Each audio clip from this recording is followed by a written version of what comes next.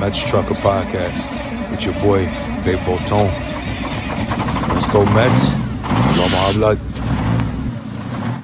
Yo. What is going on, mi gente? Look at this. This is one of the best screens you'll ever see. Well, God knows how long. Hopefully we can do this one again. But before I get into it, to this side, that side, whatever side, that side, there it is. To the left of me, we have Nelson from Amish Country Mets fan. Right below me, we have one half of Shay and Sons. That's the great Keith. And we have the Mr. Famous in the caddy corner. And Subway to Shay, Mr. SNY. What is going on? What's up, brothers? Ain't not much. Let me sprinkle, because I don't have, obviously, you amazing Boricuas have your gear on. I don't have my gear on, so this is the best I can do right now. Unfortunately, like, you know what I'm saying.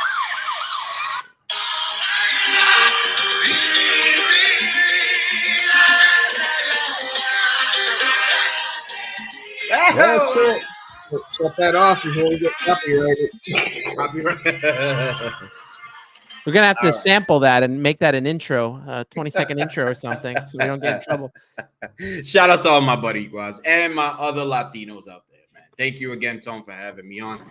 Baby brother in the comments. It's dope to be around you, amazing gentlemen. Thank you so much. Yes.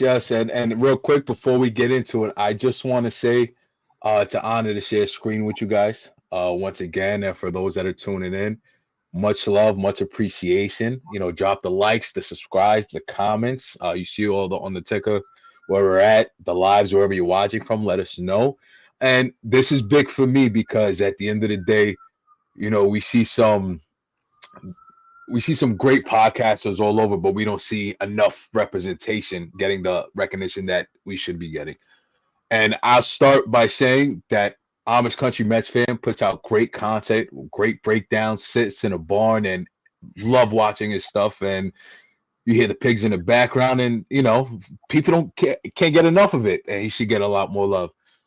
Shay and Sons, what Keith does with his brother Key, second to none between the MLB show videos and all the breakdowns with the prospects and breaking down what scores, prospect grades means. You could go look on that channel and all the guests that they have.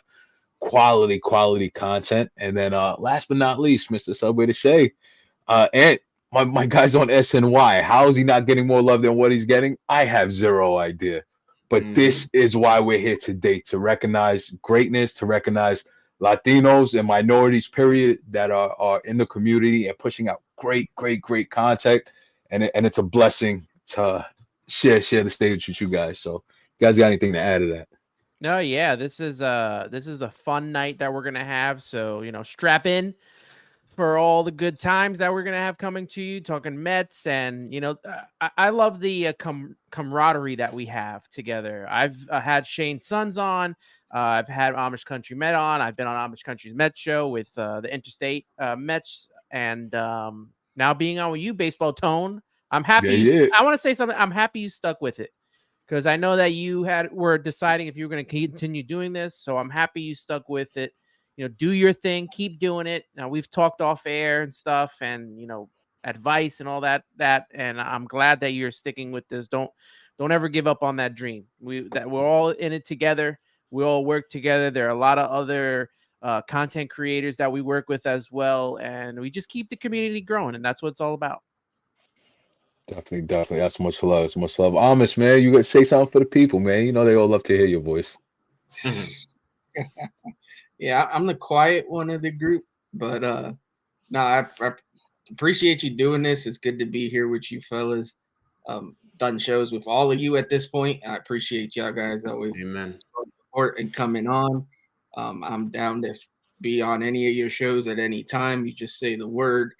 I'm in my own little corner over here, hidden in the woods, doing my own crazy thing with the pigs and the animals and everything else. So try to bring a little unique spin to everything. But yeah, man, it's good to celebrate our heritage a little bit while we talk a little Mets ball. So I'm honored to be here with you fellas.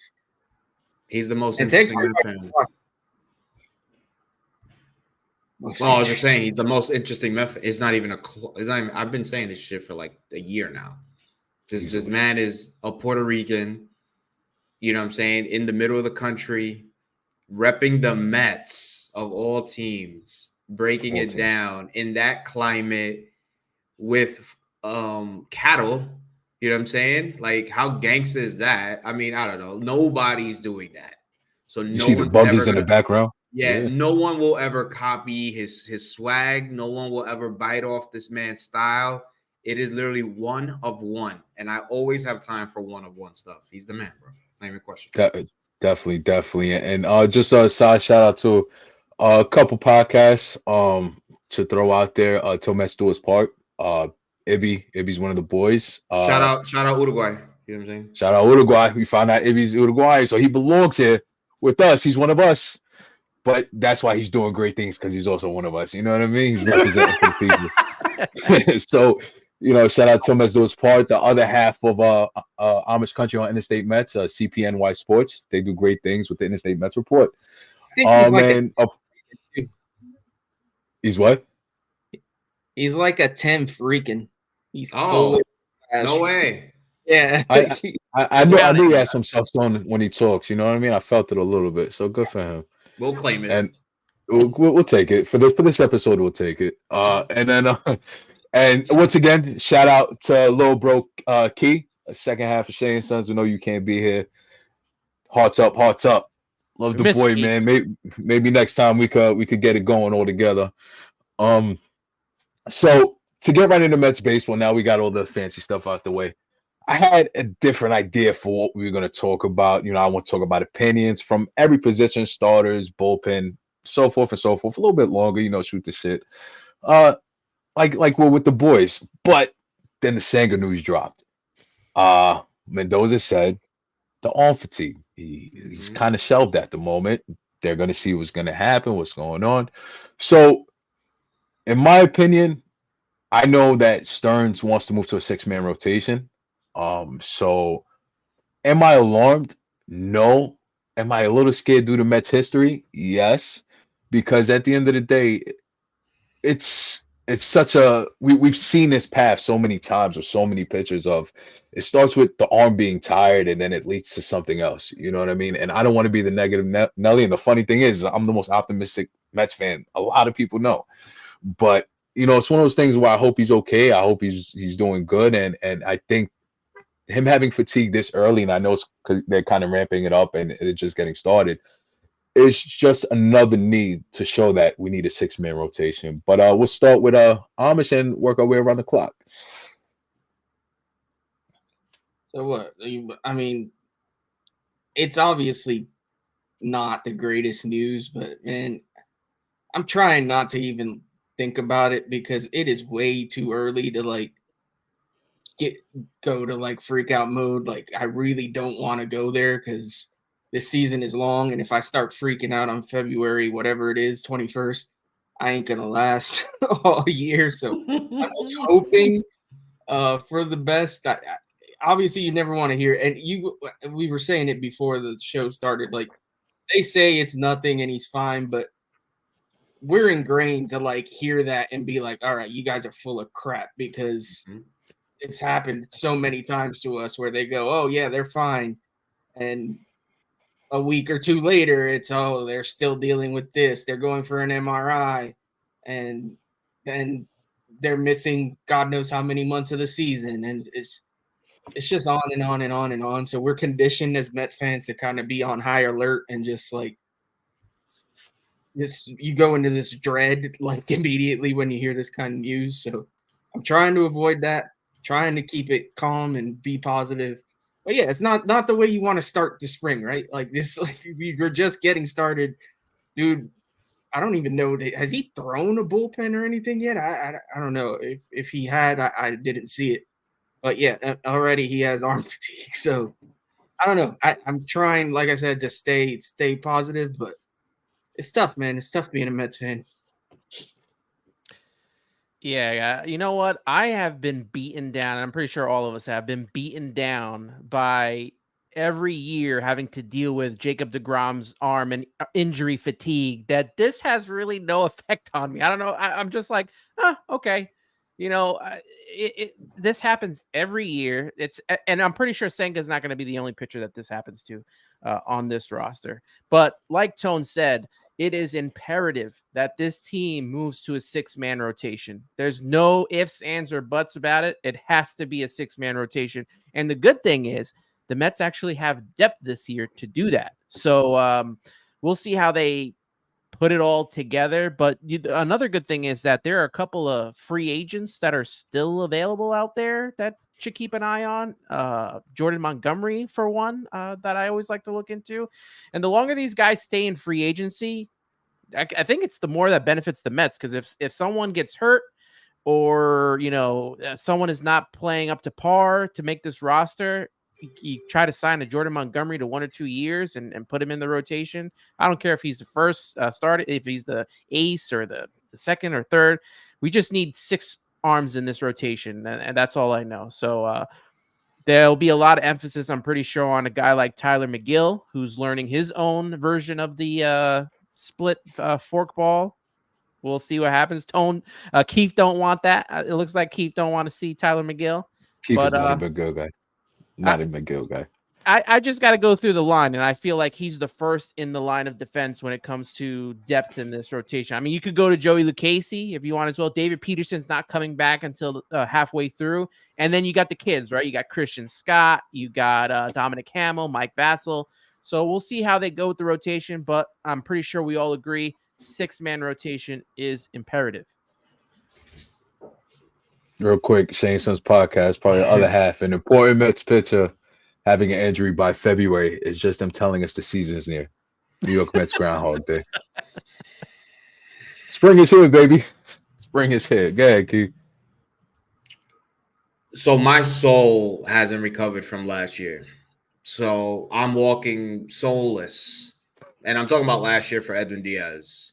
Something like what Ant said, when I heard it, I was like, now it's time to start baseball season, because what is a baseball season without somebody on the New York Mets, a ligament exploding? So I know, extreme, I know. But I have a hard time reading that and not I read that today, and normally I spend a good 25 minutes on the toilet when I get home. It turned into 45.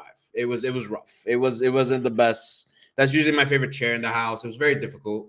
My mental state of mind has been swirling. I was listening to soothing Asian music just so I could bring the aura back up in my life, because I just couldn't handle hearing that. I love Senga.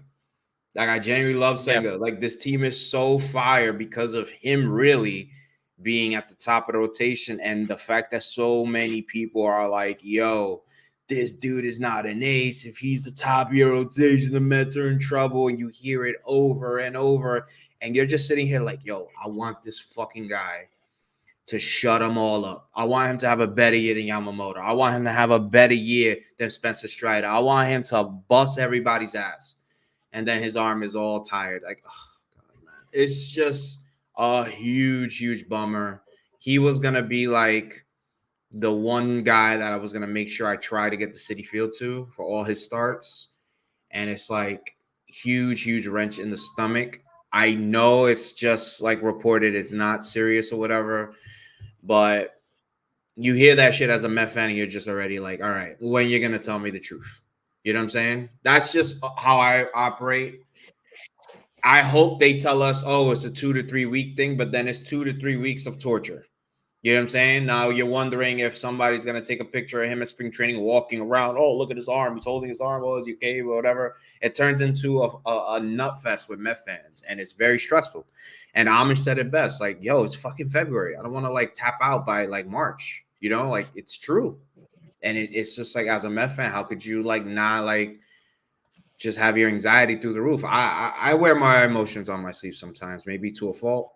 I try not to do the really crazy stuff. That's why today when I heard the news, I didn't really kind of go crazy online. I kind of did it to myself at home, but it's hard being a Met fan, bro. It's fun, but it's hard. It's fun, but it's really, really hard sometimes. But I hope homeboy's okay. I hope it's just, sometimes when you have fatigue, it's just, maybe just he revved up a bit too soon. You know what I'm saying? And I know they wanted to be delicate with him. So positive vibes. Wink, wink, Positive vibes. Positive vibes indeed, and that's all we have in the off season, spring training until the season actually starts. So I want to bring up here. I know Ant had mentioned that there are free agents. So David Rios made a comment, said if he's hurt, you have to give Snell a 2-year deal. So I'm going to start by saying that I am, first of all, for the reports of what Snell wants and what the Yankees have offered him, and he still hasn't accepted. I'm just not a fan of his game. I've never been a fan of his game. People could throw the 2 Cy Youngs at me all they want. I think last year, perfect example of it was like the right place, the right time, things happen for him. 87% of the time, he got out of jams. The league average was 71%. The guy had a FIP of close to 4, if I'm not mistaken, but a 2.25 ERA. You know what I mean? And the number is a little off, but just saying in general, his defense saved him a lot, and that's been his career. And if you look outside his 2 Cy Young years, he's a great strikeout pitcher, but he'll walk a ballpark, and he'll get rattled. He'll get hit around, and he just projects similar to a Jordan Montgomery, in my opinion, maybe with a little better stuff. So now the question is, and we're going to play make-believe GM. Being that Boris is driving this price down for everybody, from what it feels like at this point, I'm a big proponent of giving a Jordan Montgomery a 1+1 type deal. Give him a high AAV on a 1-year deal. Says, here, it didn't work out for you this year. You could try it again next year, a la Carlos Correa a couple years ago with the Minnesota Twins when he got the 3 years and every year was an option, because that seems to be the way the world is going in baseball. We just seen Wandy Peralta sign for 4 years, and every year is an option outside of the, I think every other 4 years is an option year for him, a player option. So what's your opinion on Jordan Montgomery, Blake Snell, or maybe if there's somebody else you might think in mind that could maybe in the last minute fit this rotation? Let's start with you, Keith.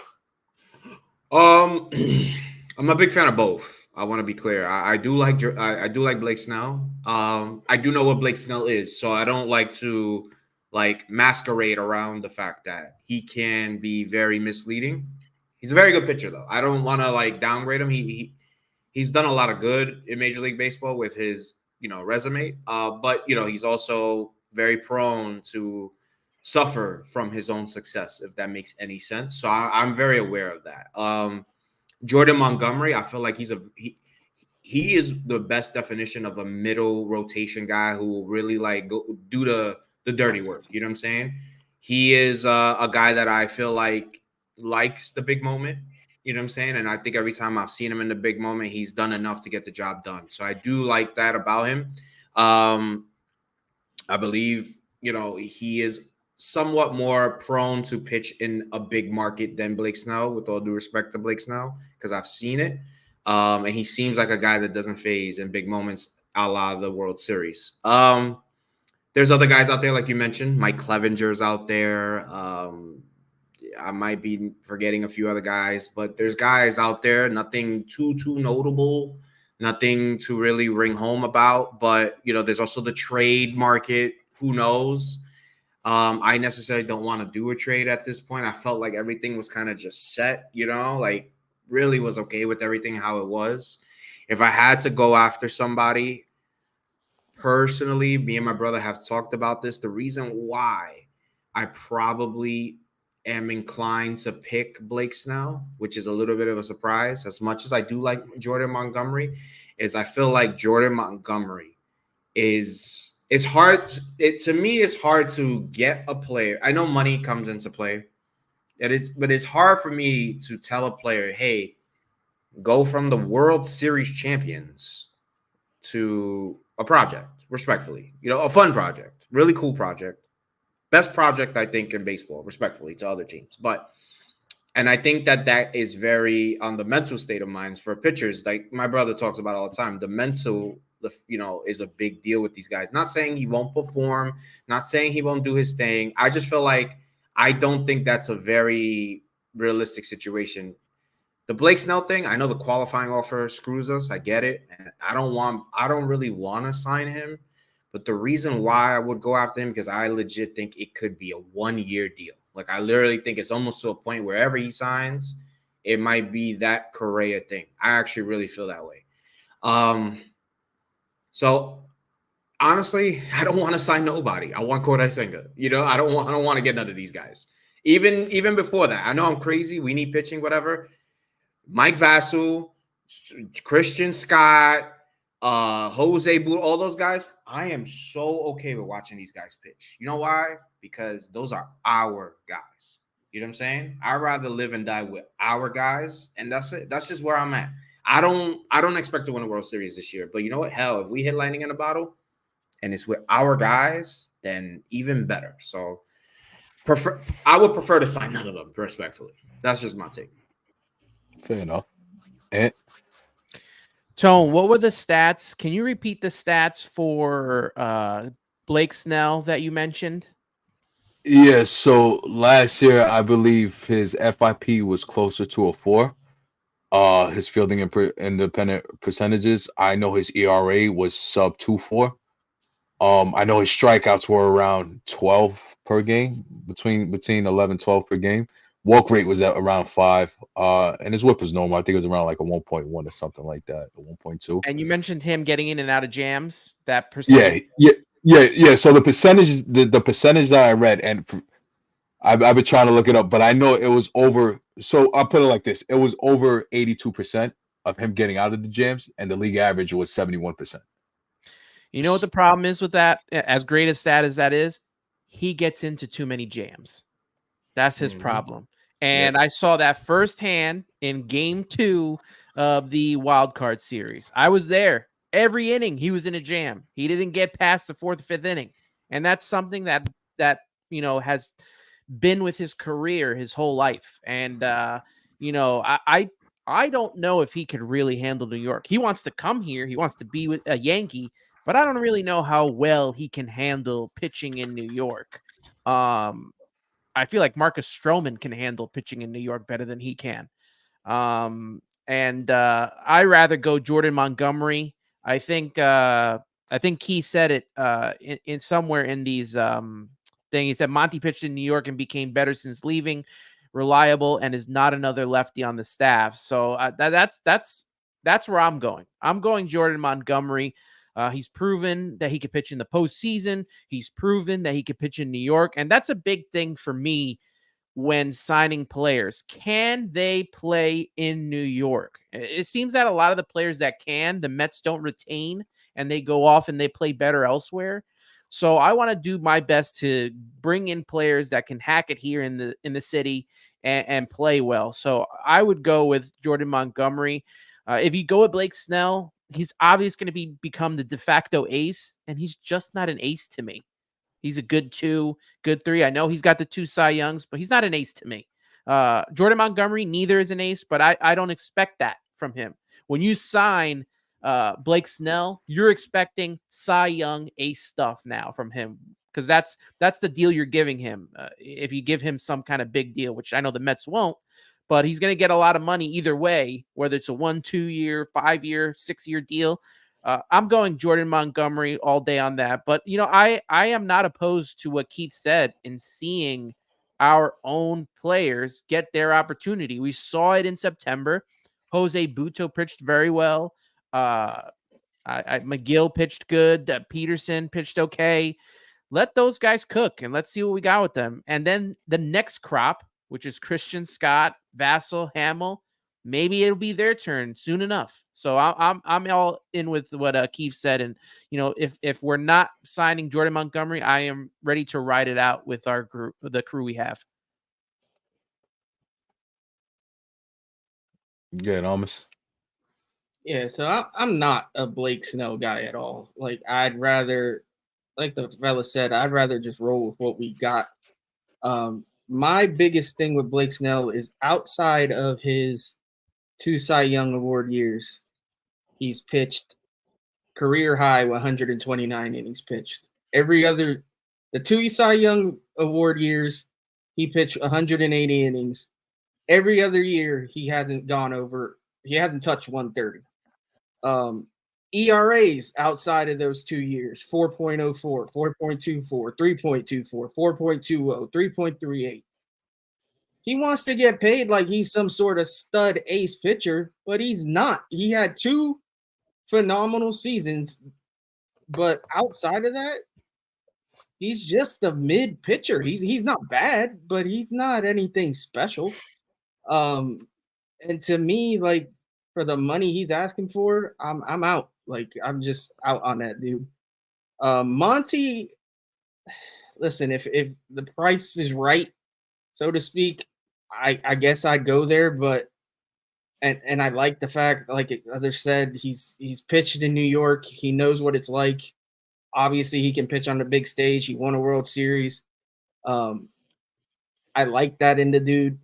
But at the end of the day, man, if we're stuck and we're riding this out, and Senga, for God forbid, is actually hurt, and it's serious, like, let's just see what we got with these kids. Screw it, man. It's one of those years where we're not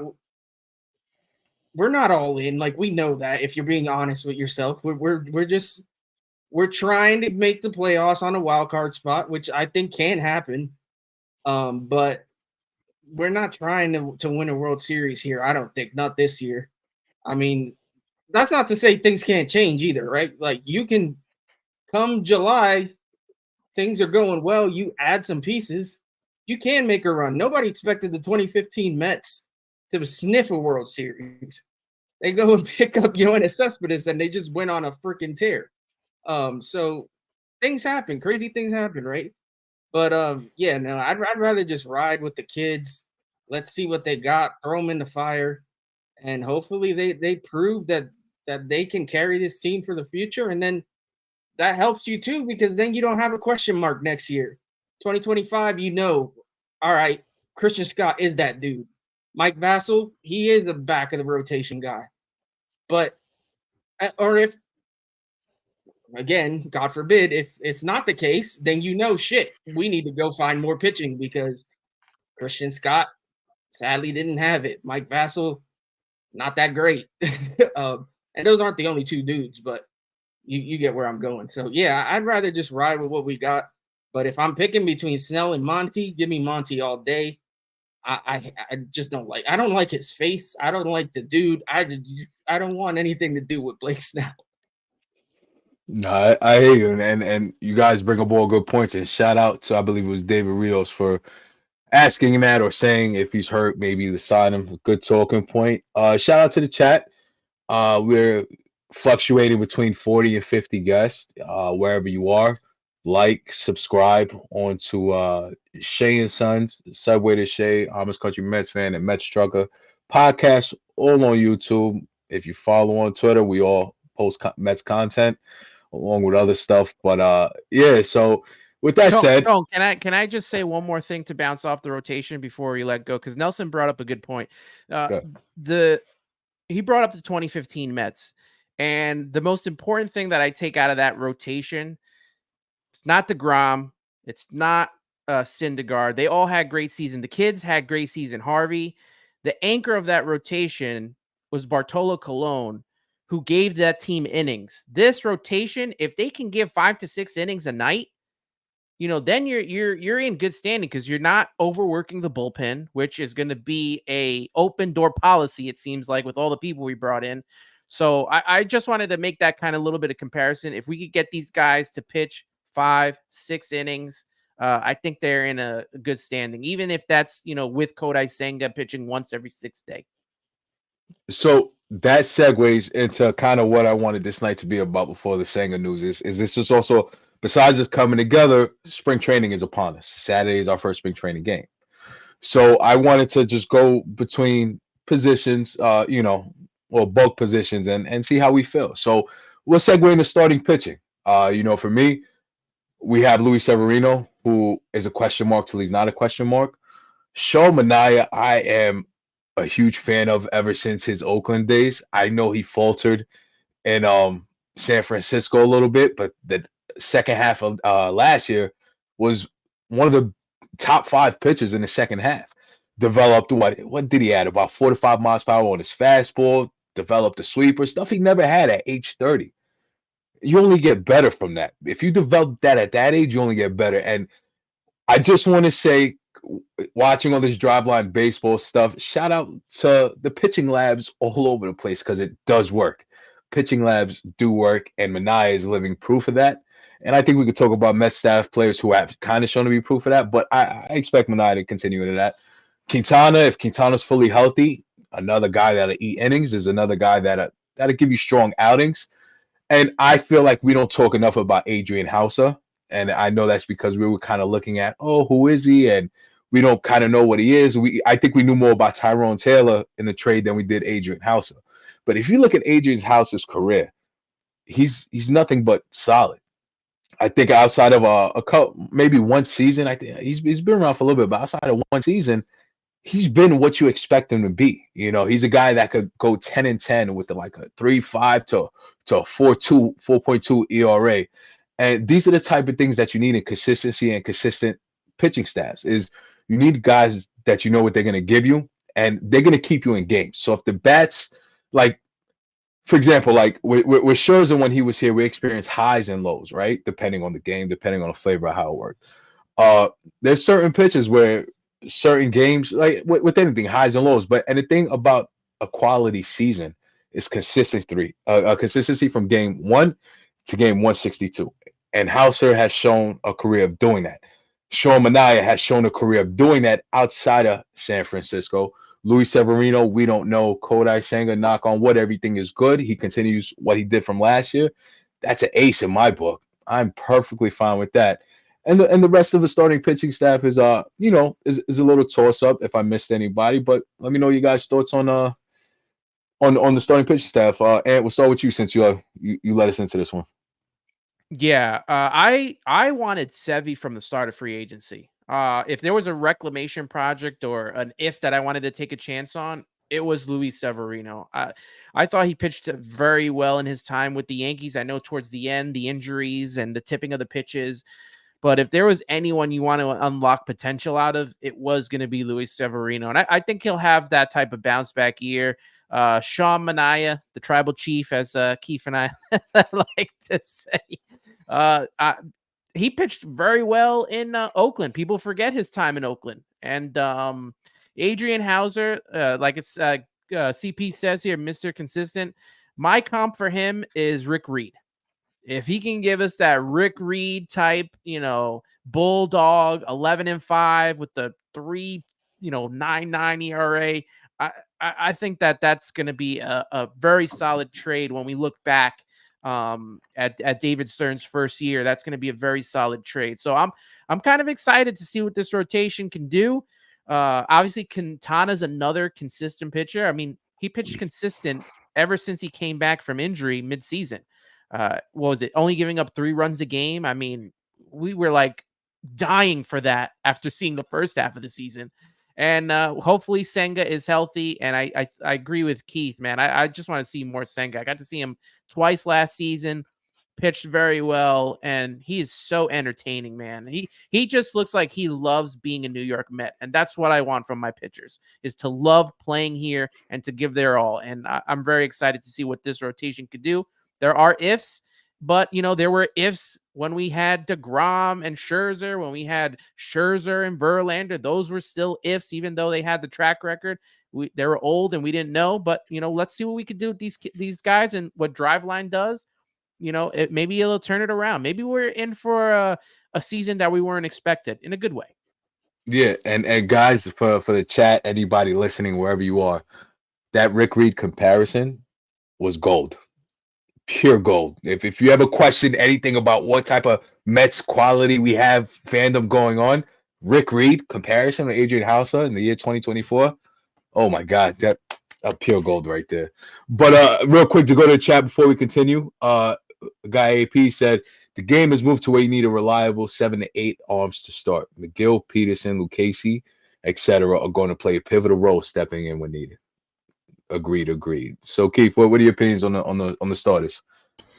So we got Sevy on a 1-year deal. Got Minaya on a 2-year deal, but with an option. Got Quintana on his last year. You got Adrian Hauser, who's in his last year of arbitration. It's 4 guys right there, right? I'm not mentioning McGill. I'm not mentioning Lucchese. I'm not mentioning Budo. I'm not mentioning Mike Vassell. I'm not going to mention Kodai because we don't know what's going on with those. But that's 4 guys that got to pitch for money. At the end of the day, those 4 guys got to make sure that they got to perform on this team this year. These are prove-it situations. I love what a lot of these guys are doing with Driveline. I love it. I love the aspect of them being in a 6-man rotation to help them elevate their game with more rest. But they are pitching for a future in this league, you know, and I think that does appeal to what our situation currently is. I am very confident in knowing that out of the 4, 2 of those guys are going to pop off. I don't know who, but 2 of those guys will pop off. The other 2, if they're above water, I'm perfectly okay with that. Last year overall, if you take the league average, WHIP and ERA went up. Why? Rule changes. Guys were running more, bases got bigger. Everything changed. The landscape of baseball changed. I've said this ad nauseum. Guys who we thought were certain players, their prototypes, completely altered because just a few minor tweaks, Major League Baseball completely changed.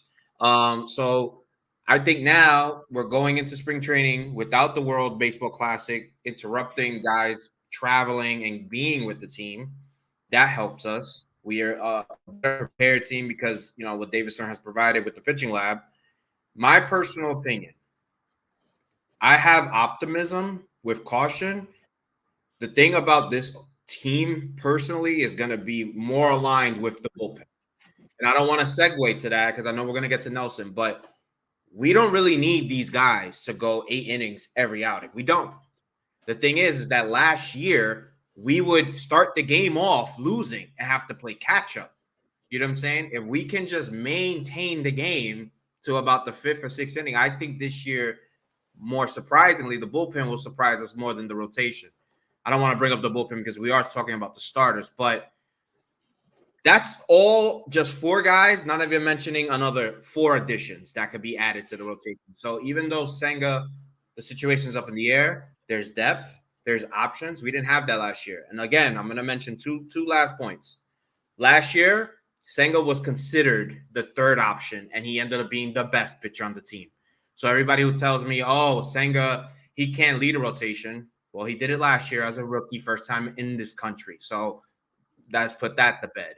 And the last point is that to Senga, last point on him, I've said it last year, he loves to be here. And I want everyone else to have that feeling. If that trickles down when you love where you work, especially guys who are trying to pitch for money, they will perform. Fair enough. Fair enough. Amos, go ahead. Yeah, man. Well, first off, I gotta say that Rick Reed name drop that made my loins tingle. The Mets, the '90s Mets are like, that's like my heart. Like that's my 99, 98, even 97. Like I love those teams. I love those teams almost more than the 2000 team that made the World Series. So yeah, anytime you drop a name like that, that makes my heart pitter patter. So that was amazing. But I mean, the guy said most of what needs to be said about the guys in the rotation. Like it is a lot of what ifs. It is a lot of relying on health. It is just you're almost it's hope, right? We have a friend that talks about hope all the time and how hope is not a strategy, but we're kind of hoping right with this one, right? So I think the thing is there are a lot of what ifs, but what if the ifs aren't all negatives? We always go to the negative, but what if Severino does bounce back? What if Quintana continues to pitch like he did when he was finally healthy last year? What if hopefully Senga is healthy and he just builds on last year instead of regressing? We just immediately think, oh, he's going to regress. He's going to have the second sophomore slump. But maybe not. Maybe what if this is finally the Mets year? Right? I mean, we're for it forever, but it can happen. I mean, that's probably not the best way to go with your debut into the season, but I mean, to me, that's better than automatically just assuming everything's gonna suck, everybody's gonna be hurt, and the Mets are a 70-win team. Like, why watch if that's how I'm gonna go into the season? Hauser, like you guys said, the dude, he's not anything special, but he is consistent. He's gonna give you that low 4 ERA. He'll take the mound, give you 5 or 6 innings. He's not gonna really surprise you, and that's not a bad thing. We need that. We need guys that are consistent. What I can't tell you, what I don't want to see, what I'm tired of seeing, Tyler McGill. I've had enough. I know that might be a hot take for some people. I don't need to see you anymore, brother. Like, I don't care what they do with him. They can hide him in the bullpen. They can send him to Syracuse. They can send him anywhere. I just don't want to see that man in the rotation. No love for the spork, the American spork. No, I got no for none of that. I've seen what I need to see out of Tyler McGill. He's it. He's done. He's cooked. Same for David Peterson. I don't know when he's coming back. I don't want to see you either. I've seen enough. Give me some of these other brothers. Show me more of Jose Budo. Show me Mike Vassell. Show me Joey Lucchesi, for that matter. I'm not even a Lucchesi guy, but I'd rather see him more than McGill and Peterson. Like I said, I know not everybody's going to agree with that. I know there's some people out there that still think Tyler McGill's got something. I'm not one of them. I hope he proves me wrong. Listen, I'm not one of those guys where if I don't like a Met, I'm going to root against them. I'm rooting for them. I want to see them succeed. I want to see them prove me wrong because I'm the first one to tell you if I'm wrong. But so far, man, I went to Pittsburgh and I booed the shit out of that dude last year. He stunk, like just absolutely stunk. And it's like burned in my memory. Like, I don't know why that one start annoyed me. Maybe it's because the Mets were losing like 12-0 by the time I left that game. It was horrible.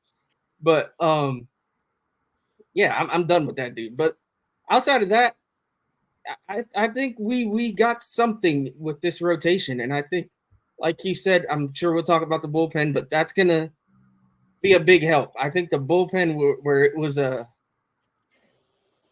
with the word detriment last year, I think it can be a very much a positive this year. So that's where I'm at. And segueing into that, of course. I got a question real quick, Tone. You guys think that this will be the 3rd year in a row McGill is the opening day starter? It's possible now.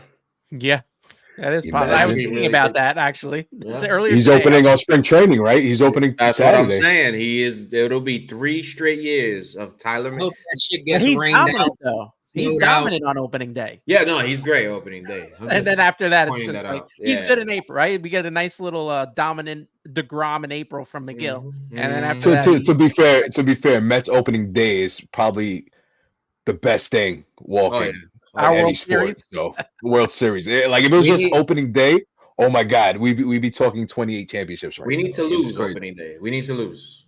Right? Let's switch it up a little bit. Down to lose. I'm totally down. I'm going there this year. We can't lose this year. I don't know. You might have to take an L for the team, so we have a better season. I don't know, but with that said, going into the bullpen and all that good stuff. Opening day champs, like AP says, yes. Opening day champs is always feel good when you get that win. You're like, yes, this is it, and then what is it? April happens, May happens, then June comes, and you're like, oh, okay, it's over. That's the worst one. But with that said, so we do segue into the bullpen, and let me be the first one to say that I really, really, really like this bullpen. I really do. Like everything that I've ever preached, whether it's been on YouTube, Twitter, talking to people, the bullpen is such a volatile thing in baseball. There is no such thing as a consistent bullpen. There really isn't. There's always guys. You might have a back end guy that's a consistent, like a Diaz, a Hader, volatile, Devin Williams, stuff like that. But the reality is, everybody in between is kind of a crapshoot. That's why these guys don't get these 4, 5, 6 year deals. That's why you got a guy like Wandy Peralta getting a 4, 4-year deal with a bunch of opt-outs because he wants to try and cash in on closing for the Padres now. You know what I mean? He wasn't going to close here. That was a big reason why he didn't come here. So, with that being said, when we look at it, we have Diaz back. So I just want to throw a stat out there. I don't know what anybody considers a blown save. Everybody has a different definition. But last year, at 75 wins, the Mets had 19 blown saves. 19 blown saves. So if you want to define that as a point in the game where the bullpen gave up the lead, it was 19 of them. Thank you, They Drew were near Smith. Thank you, Drew Smith. Sorry. I had to get that out. No. Thank you, Drew Smith, for real. And it was near the top. And we saw Adam Ottavino get thrown into situations he doesn't belong in. We saw Brooks Raley get overworked in a situation he doesn't belong in because Diaz went down. But that's 19 blown saves. If we had 10 of those, we're in the playoffs, 85 wins. So when it comes to this year, you look at the names we got. First of all, I can never say his name. Fuji. I'm just say Fuji. Fujinami, right? You said it right. You said it good. Oh wow, look at me. Hey, one for the Puerto Rican guys. But anyway, so Fujinami is a guy who hits 104 on the radar. He has to find his control. He was in a very bad situation in Oakland when he got signed to be a starter. And nobody survives in Oakland. He went to Baltimore. We've seen him clean it up, but he did have his struggles, which happens with Japanese players. We got lucky with Senga, but even Senga in the beginning struggled. You know what I mean? And that's a credit to the Mets pitching staff, pitching coach, Hafner and company for settling down and getting him adjusted to the American game with a different mound and all these things. So what Fuji has a chance to do now is being with Senga is understanding the differences, seeing what Senga did to make the adjustments that he made, and maybe he can implement that in his game. A big name that I really look at and I'm a fan of is Jorge Lopez. Yes, I understand what he had last year going on. It wasn't the best, but 2022 shows you the potential you have and what he can be. He, I don't know if people know his situation as far as, his family, but he does have a little bit rougher. So moving around and getting traded midseason isn't as easy on him. And as we've seen with Lucas Giolito and some of these guys who have life going on outside of baseball, that affects your game. And if you could bring Jorge Lopez back to a resemblance of what it was in Baltimore as an 8th inning guy, like that's a dangerous dude. He was an all-star. People forget that he was an all-star. You know what I mean? So now you look at the Brooks Raley. Now he doesn't have to come in those late innings to replace a Diaz because they need to find a closer by committee. Jake Dykman, whatever he had in with Tampa, hopefully he brings that over and he doesn't bring over the White Sox version where he was throwing a 6+ ERA. But we're gonna keep it on the positivity train that he found something in Tampa, bring it to New York. So, I'm gonna let you guys talk on the rest of the bullpen, but I really am a big fan of the moves that Stearns has made. Yes, could there have been other bullpen moves? There could always be bullpen moves. You know what I mean? The Neris move, but who's to say, for example, volatility-wise, Neris doesn't revert back to his Philly ways coming in New York? Who's to say that? Then everybody, you got egg on your face. You know what I mean? And then, like I said, Peralta, we all wanted Peralta, but Peralta wanted to close. That's why he went to San Diego. You know what I mean? So at the end of the day, this team, what I seen this bullpen become is a vision. Is a vision of what Stearns wants it to be. And when that vision comes together, you're not just signing guys to sign guys. To me, that's a winning recipe because you have a mentality, you have a game plan, and as much as people, I know it's not football or whatever, where you have like action, but there is game plans in baseball.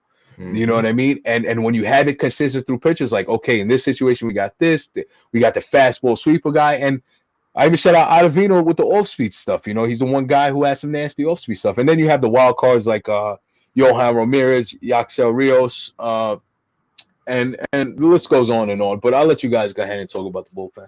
Amish, you can take it. Yeah, man. Like you, I love what Stearns did with this bullpen. Like you made an excellent point. Bullpens are just volatile year to year. It's very rare to see like yeah, the back end, the closers, the setup guys, they tend to have consistent years for the most part.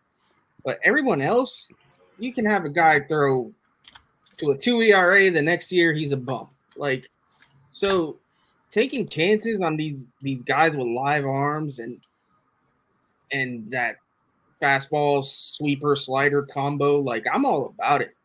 I mean, we got so many options out of the pen. Like, yeah, not everybody's gonna work out. We know that, right? But now we got outside of our normal cast of Diaz and Ottavino and Smith and Rayleigh. And God, I wish we could just throw Smith out of there, but face it, he's probably going to be a part of at least in the beginning. But we got that Michael Tonkin. We got crackhead Phil Bickford. We got Jake Diekman. We got Fujinami. We got Johan Ramirez. We got Josh Walker. We got Sean Reed Foley still in the mix. We got Yaxel Rios. It's just a line of guys that they're all trying to prove it. They're all trying to win a job. Like, I like that competition from in spring training in the bullpen. Like, I want to see these guys push each other, and maybe we find that diamond in the rough or two. You never know. And there's some couple of guys in the minors to keep an eye on that could help the pen this year too. So I feel like if there's one thing I was confident in David Stearns with, he's consistently built a good bullpen year to year in Milwaukee. And I feel like he knows what he's doing with that, and he's going to do it here too. I don't know. Maybe people say I'm too optimistic, blind optimism, but I really think that David Stearns, at the very least, when it comes to the bullpen, he knows the dude cooks. He knows what he's doing. So I feel like the bullpen is going to end up being very solid, and it's going to help us win. I mean, you said it. How many was it? 19 blown saves last year? 19 blown saves. Yeah. I mean, if we could improve that by take away 9 of those, you're already like in huge, much better shape. So, I mean, hopefully Diaz doesn't.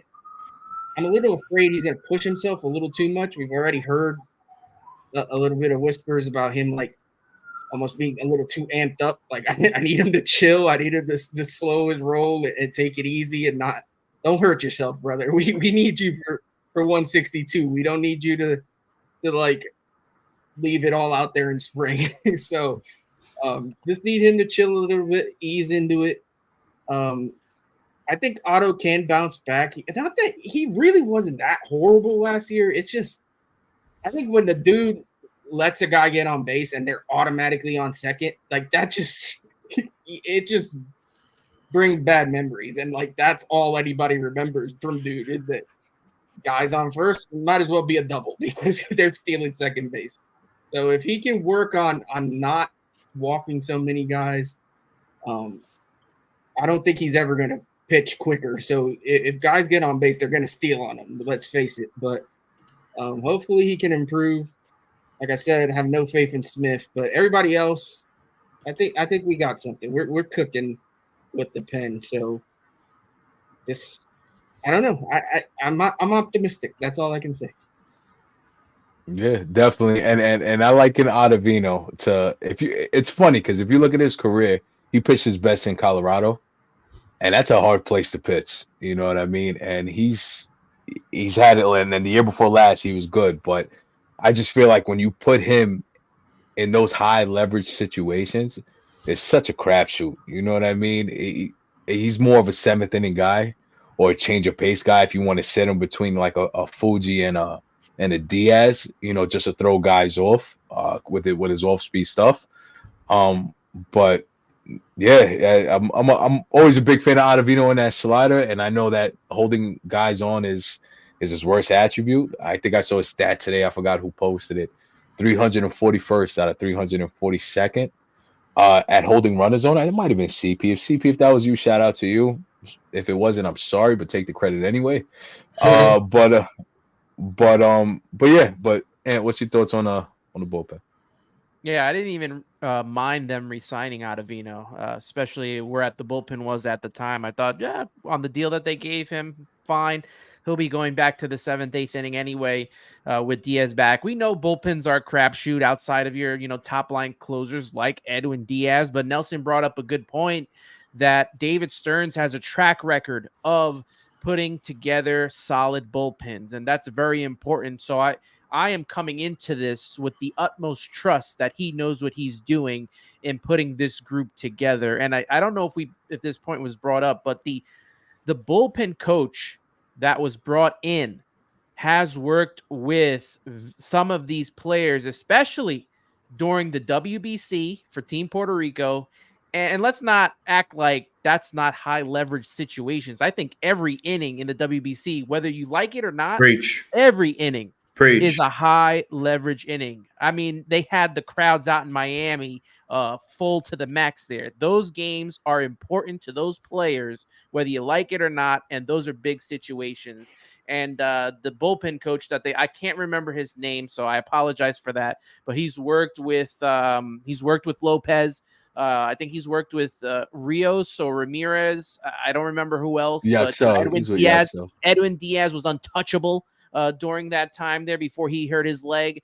And that's a key there for those guys to have that backing from that bullpen coach who had them at their best in high leverage situations. So look forward to seeing, like you said, a Jorge Lopez in there, Rios, Ramirez. Look forward to seeing those guys throwing it and chopping it up in the bullpen. Everything was strategic that was done this offseason. We may not have got the top line free agent, but the big free agent signing that the Mets made this season was bringing in David Stearns to let him put his vision on this team. And you're going to see that with the bullpen. And I think it was before I go off to Keith, I think it was Jose Rosado.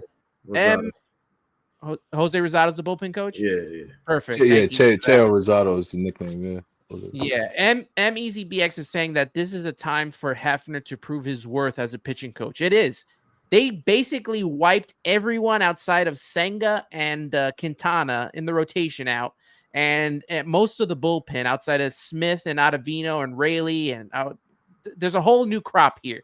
So Hefner, this is a big deal for Hefner to get this right this time around. We're going to see what Hefner's made of come the season. And one other thing that I like before I stop is I always preach to having two lefties in the bullpen, and we're finally getting that.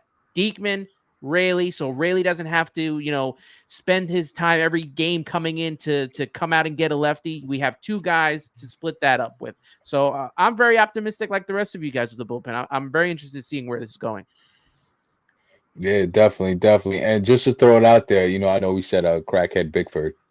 Under Hefner's tutelage and the pitching lab, which I think had a big effect in the last month of last season, he had a .84 ERA in about 11 and 12 games. Just so it goes to show you that, maybe there is some magic, and maybe the first half things just look so bad because there was other reasons. But go ahead, Keith. Yeah, he was a better Met than a Dodger. A lot of people just choose to remember the fact that he looks like a crackhead rather than his stats, but we're neither here nor there. So we have swingmen. Maybe one day we'll see McGill in the bullpen where I think he's best suited. Lucchesi, swingman, lefty. Budo, swingman. You have Max Kranick, who we also acquired this offseason. Then you got some of the kids who will probably pop up. We don't know if they're always going to start. Like a guy like Dom Hamill, he's, shout out Boricua. He is an ideal swingman, based on what you read with the scouting reports. Vassell, Christian Scott, obviously they're starters, but they could be eased in. So there you go. That's leverage right there. Those are innings right there. Then you got true relievers. Now, if I'm not mistaken, I think Justin Jarvis is a starter, so I'm not going to name him. But we have, a guy we haven't named, Michael Tonkin.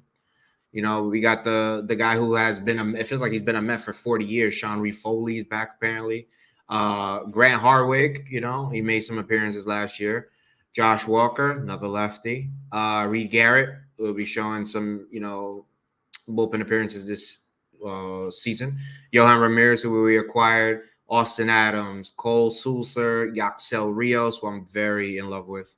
Chad Smith, Daddy Young, Cam Robinson, Nate Lavander, Eric Orizzi, and a lot of people love Paul Gervais, if I'm saying that right, but there is a gluttony of arms that David Stearns can really, really grow and, pick and choose. A lot of options here. A lot of guys who can be, used in different ways, different methods.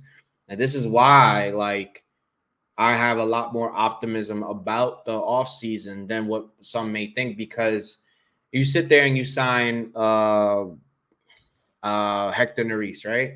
That doesn't then right there you probably can't bring in a lot of these, minor league deals or cheaper deals. You know what I'm saying? You can't find the funds for it, especially with the situation with the Mets. In my opinion, love the fact that he went for depth, because that's a good building block, and a lot of it is a lot of guys who can find themselves. Nelson says it all the time. You know what I'm saying? They're trying to throw shit on the wall to see if it sticks. That shit actually applies to the Mets bullpen. You know what I'm saying? There is absolute reason to sit here and say some of these guys might pop off. I fell in love with Yaxiel Rios last year when he was with Team Puerto Rico. He was actually in the Braves farm system, I think, before he went to Oakland. And I saw plenty of movement, arm side action, glove side action. It was absolutely incredible to see. And that has a lot to do with the bullpen coach, like my man mentioned. Another thing, too, to kind of like really get into the in-depth part of this is about 80% of these guys are throwing sweepers. This is like a new wave of baseball. A lot of guys are implementing, instead of a slider, a sweeper. This is going to be beautiful for Citi Field, because Citi Field is a pitcher's ballpark. And if we can turn into a ground ball pitching rotation, bullpen, everybody turns into ground ball pitchers and everything like that, then it falls in line with run prevention. You know what I'm saying? Everything that this man has been preaching. It's been in front of us the whole time. It hasn't been like mysterious, like with other organizations. What are we doing? Why is this? But no, it's literally, he's been forefront with every single move he's done. He hasn't lied to nobody. And when you have a ton of pitchers working on similar crafts with guys with different velocities, guys with different arm slots, guys with different grips, guys with different approaches and different innings, you're talking about like, you're going to have the other team on their heels. You know what I'm saying? You at that level, there's plenty of awesome Major League Baseball hitters say you got to go up there with an approach. Well, I'm going to go up there with an approach thinking Ottavito's coming in. Well, you know what? No, we're going to take him out. We're going to put in, I don't know, Jorge Lopez, who I didn't even mention, by the way. Now I'm like, shit, my approach got to change, because I just went from Ottavino, who's throwing a lot of off-speed stuff with major arm action, to Jorge Lopez, who now the uptick in velocity is coming. Now I have to adjust. You know what I'm saying? And there is a way to move the chess pieces on the board that was not available last year for Buck Showalter and the Mets. Now I see a lot more of a good enough collection of a good collection of talent to be presented in different scenarios, not the same one. I didn't even mention Drew Smith, because obviously he doesn't need worth mentioning, but if anybody needs this fucking lab, it's him. You know what I'm saying? If anything comes from this lab, it's Drew Smith before he met, the Tinder girls on the middle of the mound a few years ago. You know what I'm saying? Then we are cooking. Nobody could tell me nothing about this pitching lab. So I just feel like there is, like you said, Tone, there's game plans in baseball. I feel like there's game plans every inning. There's a game plans for every at bat. There's game plans for every single pitch. You know what I'm saying? This is why I love our catcher, because I think he knows that. You know what I'm saying? I just personally feel like these guys have to really, really believe in what this man is preaching and what the coaches down there are doing. And I really think they are, because we opened the door for those guys. I don't think there's another organization out there that did what we did with our bullpen from major league level to AAA and touching AA. You know what I'm saying? And I feel like that breeds competition all the way down. These kids want to come up. Yeah, we all want them up. Got to earn it now. Got to earn it. Where's your spot? That spot is filled. Oh, well, too bad. You got to earn it. And that's going to be a really good thing to see with this Mets team. Yeah, and just to add to that, like, think about it being a batter on the opposing team. When you look at a bullpen, you see Fuji warming up next to Ottavino, but you don't know who you're going to get. And then as a manager on the other team, you're like, damn, all right, who hits the slider better? who can hit, Yep.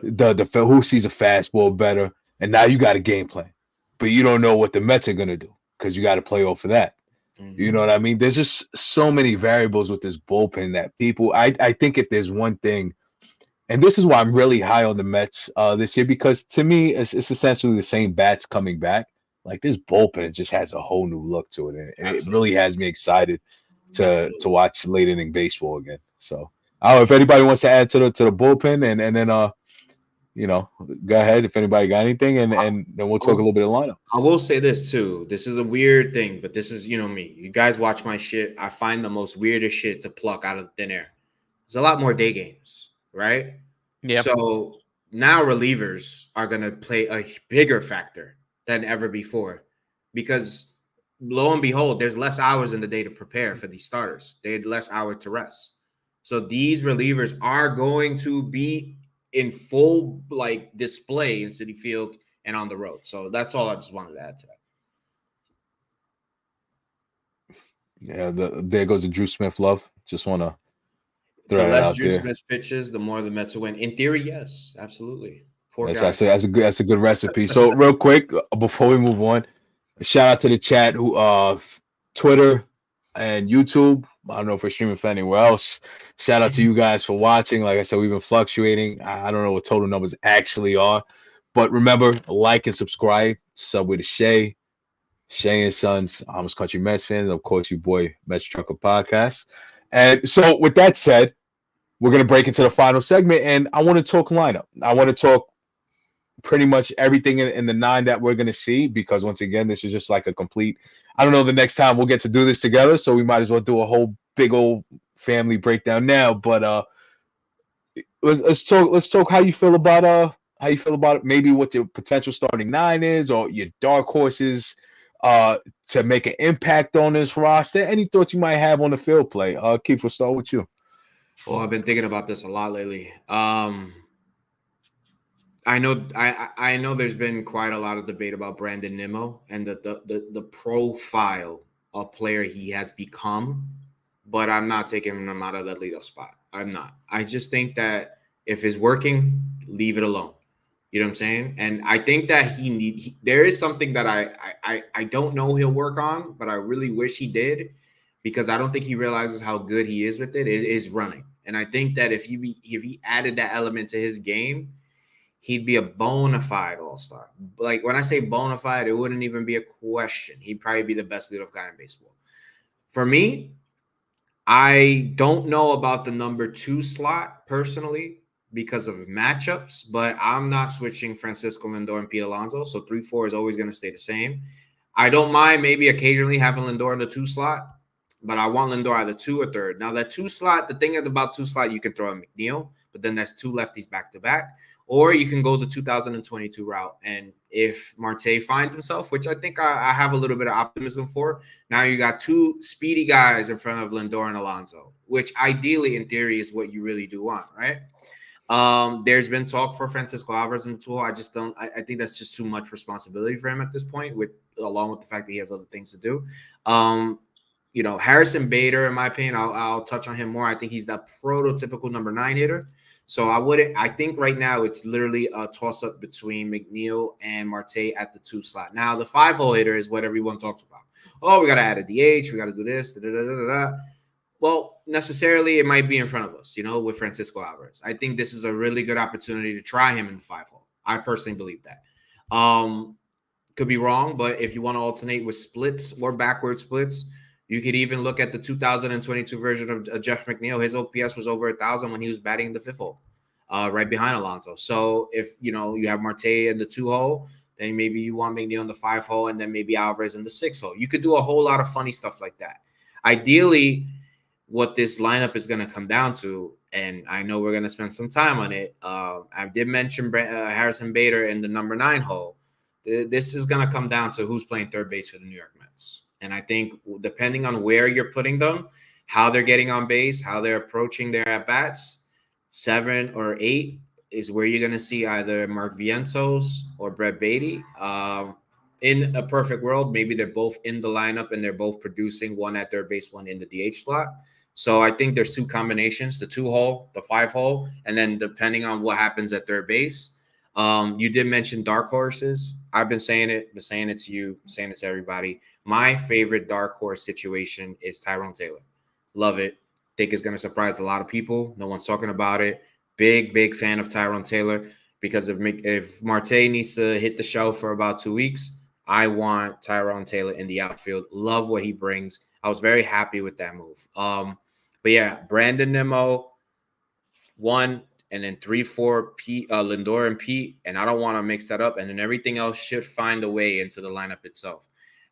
Just real quick, to me, as much as of a Lindor fan, and I'm Pete fan, everyone knows I love Lindor, but Pete, love him too. This lineup really is predicated, in my personal opinion, on legs. That's why I want Brandon Nimmo to set the tone. I think Brandon Nimmo is the key, really, to start the whole engine. And I think we know that, but I think there is elements to him that hasn't been touched. Now, I know he has an injury history, but I really do feel like, competition breeds success. And when you see guys taking another element to their game and elevating it, it's a beautiful thing. There's been talk amongst Met fans, Brandon Nimmo in the 5-hole. I don't like it. I don't personally like it, because you're clogging a slow runner in front of him if Pete gets on base. So I'm not a big fan of that. There's been 60 doubles hit from Brandon Nimmo in the 1-hole the last 2 years. 60 doubles. I love that from a leadoff hitter. You know what I'm saying? He had an uptick in power last year. He's getting on base for Lindor and Pete to drive him in. Don't mess with it. The bottom of the lineup, that's where the questions are. But last point, and I'll send it over to the next gentleman. Wherever Francisco Alvarez is in this lineup is probably where most eyes are going to go. I think that's where the fun is going to be, personally. So want to see him grow as a hitter, want to see him go the opposite way a little bit, want him to take a lot more pitches this year. So if he can do that, who cares about JD Martinez? I do think, though, people who are clamoring for JD Martinez, me one of them, the reason why I do want him here is not necessarily all the time being in the lineup, but to be around those kids. I don't think he's coming, personally. But at this point in the juncture, it just seems like the kids are being given every opportunity to succeed. And I want that to happen for the Mets. We'll see what happens, hopefully for the better, positive vibes, and, LFGM. No doubt. No, definitely, for sure. Chat, we're going to get to you. I just want to get through everybody and their thoughts. And you got some good questions popping up and some good thoughts before everybody goes. Definitely want to chime in on that. So keep dropping the comments, like, subscribe, all that good fancy stuff. But Ant, go ahead. To go along with what Keith said about, moving Brandon Nimmo down the order, that only works if you get a legitimate speedster at the top of the lineup. I agree. There's no point in moving Nimmo down the order if we don't have a Jose Reyes type guy that's going to steal bases, that's going to get on base. If McNeil had legs, that would be the guy, since he, the way he gets on base. But they don't have that. So Nimmo at the top of the order, like Keith said, is the right way to go. Marte going back to the number 2 slot is best for him. And then obviously Lindor, Alonso, that's your 3-4, however you want to do it. You want to swap them, whatever way they have it. But Lindor, Alonso, 3-4. And I've been talking about Alvarez being in that 5th hole for a while. A lot of people don't want to give it to him right away because, he's still young. But I don't know. This kid seems way mature for his age. I mean, the fact that the way he can call games, how impressive his defense is, if he can lay off some of these pitches that kind of hindered him last season and gave him the struggles, we definitely have something. He is way mature for his age, and I really like what we've seen from him. I don't know if you guys saw his interview with Steve Gelbs today. I mean, the guy is getting it in English. I mean, he's learning, and I don't know. He just seems like a guy that's going to become a leader. You saw him working with Parada the other day, teaching Parada things of all catchers. No comment. Good Lord. Hey, man, if this guy's going to show his leadership skills, we're seeing a lot of leadership skills this offseason. We've seen it from Lindor. We see it from Alvarez. The bottom of the lineup is where everything gets dicey, right? Because last year it was basically Death Valley.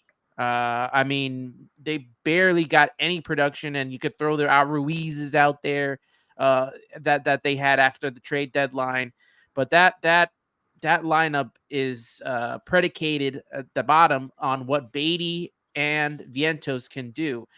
I think that Beatty's going to be the third baseman. Vientos might get a few days there. But if Vientos can show some consistency, and let's be fair, these guys have not seen 300 at bats yet. They haven't seen a full season worth of at bats between the both of them. Yeah. So if Vientos can find that power stroke and be the DH, like it all makes sense to bring in a guy like Keith said of a JD Martinez, because he's going to be your DH. Now the Mets like to play this game, and this cute game of the lefty DH coming in and the righty DH coming in, and it just doesn't work. It hasn't worked for us, right? JD Martinez, JD Davis, Dom Smith didn't work. They tried it again last year, didn't work. Now you have, with Vogelback, and I don't remember who the righty was. Like, it was such a malaise of a season that I try to get it out of my head. But Vientos is going to have to see a lot of at bats and be that DH, because I don't know how much. It was Canna. There you go, Mark Canna. I don't know how much I really want to see of DJ Stewart. Like, don't let the 2 weeks that DJ Stewart lit up, don't let that fool you right now. I mean, he went right back to the player he was for the last month of the season. And I like DJ Stewart. I want to see him succeed. He says all the right things. He plays hard. Yep. But at the end of the day, this team, this offense, needs to succeed. And I don't know if it does that if DJ Stewart is taking at bats away from Mark Vientos, who, I think has more power potential if he's given the opportunity than a DJ Stewart was. And then they brought in G-Man Choi and they brought in Luke Voigt. I don't know where that. I guess if these guys don't work out during the spring, whatever. But depth back up fine if these guys get hurt. That's how I looked at it. Depth. Yeah. Bader at the bottom of the lineup is I think he'll be your 9 hitter, and I think he'll be fine. Obviously, he'll hit against left-handed pitching. That's what they brought him in for.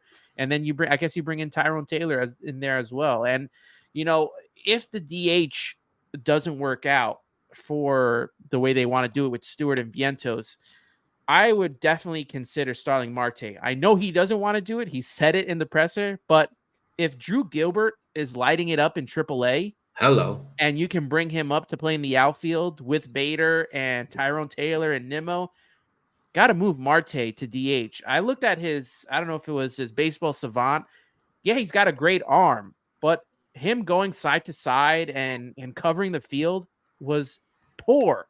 Like, poor. Sure. And I you can't expect him to come back and play 150, 140 games with 2 torn, his groin torn. I know he's 100% now, but that can get re-aggravated. So if Drew Gilbert's lighting it up, I would definitely consider moving Marte to be the DH. I agree. Yeah, I know. Okay, Amish. He froze? No, I had to find it. Oh, okay. My thing froze for a minute. But it's tough to go after these guys because they're very smart gentlemen. They're basically saying what I'm thinking. But yeah, listen, as far as Nimmo moving him off the leadoff spot, to me, we don't have another leadoff hitter. So, like Ant said, it just doesn't make sense. Like, McNeil's the closest thing, but McNeil has no speed, and McNeil loves to chase the first pitch. And if you want to make the pitcher work, you want to work at bats, you want to tire that guy out in the first inning, McNeil's not helping you do that because McNeil's out there hacking. Yeah, he gets on base a lot when he gets his singles because he's a singles hitter, let's face it. But he's not the guy that's going to work the count for you. So to me, Nimmo has to be the leadoff guy. Whether he's power hungry Nimmo or not, that's his role. I wish, like he said, he'd worked on his running game a little bit, could steal us a few more bases, but it is what it is. It's whatever. He gets on base. That's the money ball line that everybody loves. The man gets on base. It's what we need him to do. So let him cook in the leadoff role. our two hitter, like I said, it's in. I mean, again, unless you want to do, we've always been, at least recently, the last few years, it's always been we have to go left, right, left, right. We can't have two lefties in a row, two righties in a row. So I find it hard to believe that McNeil would be the two hitter. Feels like if Marte's healthy, he's gonna get that spot again. And let's talk about him for a second. Like, that guy's a catalyst, man. If he can find a way to stay healthy and be 2022 Marte, even in even a little bit, that changes the game for the Mets lineup. The dude was a big reason why that lineup in 2022 worked, and it flowed and it scored runs and it aggravated the hell out of opposing pitchers. He was up there driving people crazy. He was moving well. He was speedy. He was getting his hits. The dude was a great two-hitter. We just gotta hope that he bounces back, because if he gives us 2023 Starling Marte, then this lineup's in a little bit of trouble. Let's be real. Mm-hmm. Unless Drew Gilbert is ready, and he could be, right. We're gonna see him at some point this year. How soon, we'll see. Injuries and what have you will probably play a huge role in that. But and then Lindor. I mean, I don't mind him in the 2-hole, but I think he fits more as that 3-hitter. Pete's gonna be your cleanup guy, and I've been preaching it along with you guys. It's time to just let Albie Swinker swing. Amen. Amen. You just throw him in there, man. The kid, I don't think he's afraid of the moment. I think he can do it in the 5-hole. Let him cook. And then after that, you're probably going to see McNeil in the 6-hole. And for the love of God, whatever you do with McNeil, don't do what Buck did. Don't move this guy around every night. Yep. The 2-hole, the 3-hole, the 7-hole, the 6-hole. Yep. Leave him be. If he's your 6-hitter, let him be your 6-hitter. Because I'm not the biggest McNeil fan. You guys know this. But if he's going to succeed, if he's going to be the best McNeil that he can be, you need to just let him cook in one spot. Let him do his thing. Let him get his singles. Hopefully he can find holes again that went away a little bit with the shift rules last year. I personally don't really feel like it's going to happen. But, again, I'd love to be proven wrong. I'd love to see him bounce back and hit 300 again. Amen. And then it comes down to the great debate, right? Who's our third baseman? Is it really a debate? Tone says it is. I don't really think it is. I think at the end of the day, Brett Beatty's going to be your third baseman. And that's not to say Vientos is not going to play, because I think if Beatty is your third baseman, then Mark Vientos is your DH. I don't want to see DJ. I know we're going to. I don't want to see DJ Stewart more than I have to. I really don't believe in that little fairy tale run he had. If you look at his track record, he's never been that guy. I just don't see it. I see there's more of a possibility in my eyes that G-Man Choi or freaking Luke Voigt runs would hit that role more than DJ Stewart. Like, I'm being real. Like, I agree. So hopefully it's not. Hopefully Vientos gets the bulk, and hopefully he can show us something, because I think there is potential there. He obviously has the power. There was some holes in his swing, but we can't lie about that. And then the other X factor is Brett Beatty, right? Brett Beatty had an amazing track record. Brett Beatty was a top prospect. On every list that you could find, Brett Beatty was a certified top prospect that everyone loved. In the minors, no matter what level, he hit. He hasn't shown it in the major leagues. Hopefully, I know Tone doesn't believe in him, but hopefully this is his time. Hopefully now he feels like maybe that push that the Mets seem to be trying to give him, with like hinting that his job isn't safe and whatnot. Maybe he needs that. Maybe he needs a little bit of a push and a little bit of motivation. And he finds whatever it is that he had in the minors, and he translate that to the majors. Because if he does, then again, outside of that Marte thing, Brett Beatty being the Brett Beatty that he was in the minor leagues completely changes this team. Brett Beatty being able to take the job and run with it at third base and being our future third baseman, that would be amazing. But outside of that, Bader is what he is. Listen, I'm not going to pretend I don't think that this dude's just going to get hurt after like a month and a half. Mhm. It's what he does. I hope not. I hope he can stay on the field, but more than likely, he's more of a platoon guy anyway. Like Keith, I love Tyrone Taylor. I hope he can cook a little bit out in the field. Give him his opportunity to make some noise. I think he will. And then outside of that, it's whether we see some of these kids at some point, right? Gilbert, I think he has the goods.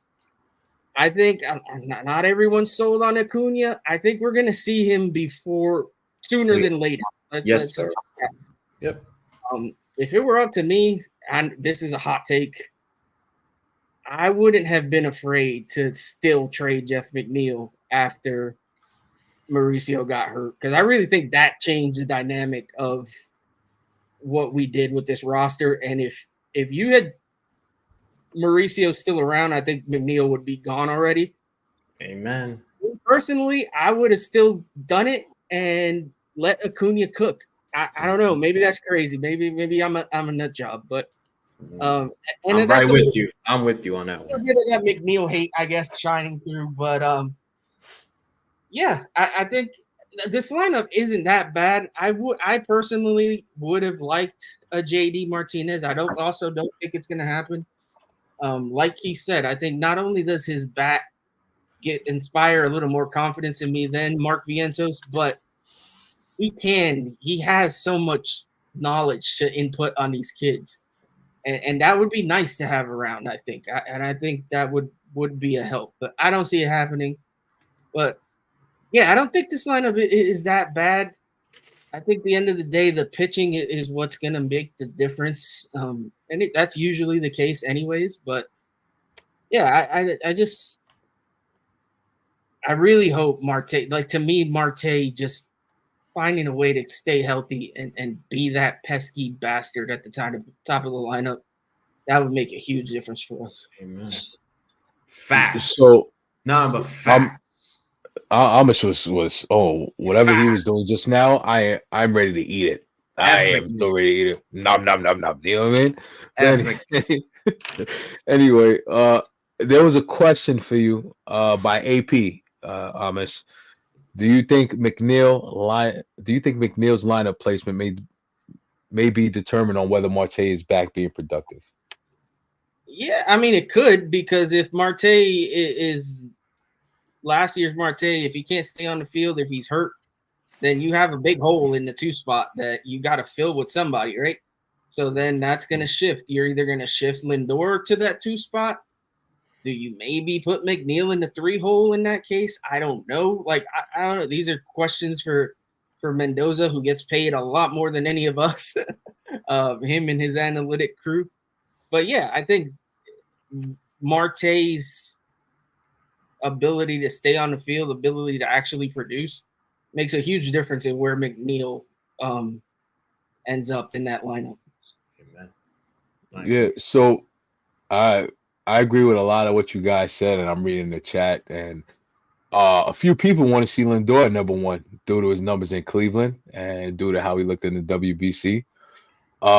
So I guess he keeps shaking his head furiously. No, why? He had a 31 season this past year, and 2 years ago he had 27 home runs, 100 RBIs. Why are we gonna mess around with that? Just because we need a leadoff guy? You got a leadoff guy. Dallo. Why? 3, 4, 5. This is not Cleveland. All right. And he's older. He is a run-producing shortstop. Yep. He's not 3, 4, and 5. When you hit 31 home runs, 3, 4, 5 hitter. That's it. There you go. And there ain't a lot of shortstops that do this shit. Let me tell you, man. He is on a Hall of Fame path. Don't fuck it up. I will be at Cooperstown when he gets inducted. Best believe. On the pitches or not. Regardless of what some people might think about him, that man is worth every penny as a shortstop in the MLB. Right. So just to go over my thoughts on the lineup. So I feel differently about the Nemo situation at number one, because I have seen a switch in his game. I have seen an approach change in his game, and from everything that he said, and I'm fine with it. I love it. I appreciate it, but this is also contingent on Marte being fully healthy. So I'm going into a perfect world. I'm going into everything is okay. There's the groin is working. You know, he's doing his Dembo in DR or Winter, like he's doing his thing. So I would have Marte lead off at number one because that speed, guy get on base, guy could steal a bag with the twice throw over rule. Uh, that's a guy that could lead the league in steals, to be honest with you. So at the end of the day, yes, do we love Nemo at the top and his ability to walk and stuff like that? But if he's switching his approach, if you have a guy with speed and Marte who's healthy, whether he's at DH or right field, that's a guy I want to see lead off the game because he's an immediate threat to see to get into the pitcher's head when he's on base and all that good stuff. So second, I've been battling with the second because the bottom part of this lineup for me is really not a lot to look at. So I've been battling with the thought of my number two guy. And I've been battling between Jeff McNeil and Francisco Alvarez, which has been kind of like my two different ends of the spectrum. Because what McNeil presents at the second spot is if you have Marte at the top, is he's a guy that will make contact. He's a guy that's not going to strike out. So a ground ball moves Marte over. So if you're telling me with the two pitches, Marte steals second, just a scenario, you get a ground ball from McNeil, you have Marte sitting on third, that's immediate pressure out the gate. Now, my ploy for Alvarez is his bat could set you off at a 2-0, could set you off start you off at a 2-0 or 1-0, kind of like a la Kyle Schwarber. But I do know it's a lot of responsibility on his plate, especially being a catcher. I do understand that. So I battle back and forth between that. 3 and 4, yes, Lindor, Pete. Number 5, I go with Nimmo because him being at left field and having the approach of more power, like I think that's a potential to be a 30 home run guy. Because when he caught on fire last year, he was knocking things out. I think he had his career high in homers last year, if I'm not mistaken. And that was his thing. He's like, I want to hit more homers. Him moving over to left field, that kind of like plays into him being more of a power hitter, because generally left fielders have more power, and he's still going to be a good hitter. But I think him batting later in the lineup allows him to sit into that role that he wants to sit into so badly. As opposed to, how he works. He's great at working count. I think he'll be great no matter what. But I just feel like being later behind Pete allows that power to go. And if he shows that he's deadly behind Pete, it's going to have a lot of people shook. You know what I mean? And that's a guy that I really look forward to. So now, Bader, of course, would be at the end of my lineup. We can't really count on Bader. So then that leaves me what? Third base and DH. So I'm going off the mindset that we don't sign anybody, right? Yes, we want JD Martinez. If anybody knows me, I want protection for Pete, guaranteed protection for Pete, but that's not happening. So my biggest thing is that when it comes down to third base, is that whoever wins Beatty or Vientos, I think they're both going to get equal shots out of the gate, to be honest with you. I don't think one is going to overtake the other. And I think they're going to see equal reps, and the hot hand is the one that's going to be that place. But when it comes down to it, there's a solid chance I think we might see McNeil at third base this year. I really think that happens. And, and then the Mets try to find out what they have in other kids if they're doing well in the minors, like in Acuna. But we don't know if that's going to happen for sure. But I feel like if none of them could really grab a hold of this position, I think you shore it up by just throwing McNeil over there and then trying another kid out. Because there was a comment here that made me think about that by Josue de Jesus, where he said they're going to play young players the whole year to understand the state of this farm system and know how to operate in the coming years, and that's the right approach. I 100% agree with that. And I think that's something real. Oh, I don't know how to do that. I think that was, I think that's something real, and that's why I say like we could see the pivot if the third baseman job doesn't go well to sticking McNeil at third and trying to figure out if we have anything at second base. And there was a comment earlier that says the Ronnie Mauricio injury really hurt, and it did because I think Mauricio had either third or second on lock, but he had a position on lock. Like I said, if Mauricio was healthy, maybe McNeil was more expendable, or maybe Mauricio was de facto third baseman. With what he showed and the improvement he showed. But either or, I think that the thing that we don't talk about enough is the return of Eric Chavez as a hitting coach. Because in 2022, the approaches they took was pretty much bat to ball and get on base by any means necessary. Um, and in 2023, for whatever reason, they completely switched their whole approach with Barnes. So it's an interesting thing. It's gonna be an interesting year. And third base and DH are gonna be the keys to how this team does offensively, in my opinion.